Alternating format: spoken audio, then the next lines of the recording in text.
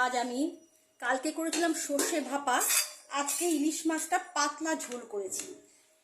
আলু আর বেগুন দিয়ে এক কাঁচা লঙ্কা আর জিরে বেটে, একটুখানি জিরে বেটে সুন্দর করে পাতলা পাতলা ঝোল, কিন্তু খুব টেস্ট হয় খেতে। যেহেতু কালকে সর্ষে বাটা খাওয়া হয়েছে, তাই আজকে আর সর্ষে বাটা করিনি, কেন রোজ রোজ তো সর্ষে বাটা খাওয়াটা ঠিক ভালো না, পেটের পক্ষে ক্ষতি হতে পারে। তাই জন্য আজকে আলু বেগুন দিয়ে পাতলা ঝোল করেছি। আর এই সবার জন্য, ছেলে মেয়ে বৌমা সবার জন্যই বাড়া হচ্ছে খাবার।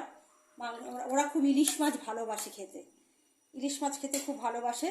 আর এখন তো বর্ষার সিজন, ইলিশেরই সিজন। তোমাদের দাদা কালকে দুটো ইলিশ নিয়ে এসেছিল একবারে কিনে, সেই ইলিশ মাছটা দিয়ে আমি আজকে একদম পাতলা ঝোল করেছি। আর করেছি উচ্ছে আলু আর পেঁয়াজ দিয়ে ভাজা করেছি। আর করেছি ইলিশ মাছের মাথা দিয়ে ভাজা, কচুর শাক। ইলিশ মাছের মাথা দিয়ে করেছি কচুর শাক। এটুকুই রান্না হয়েছে আজকে।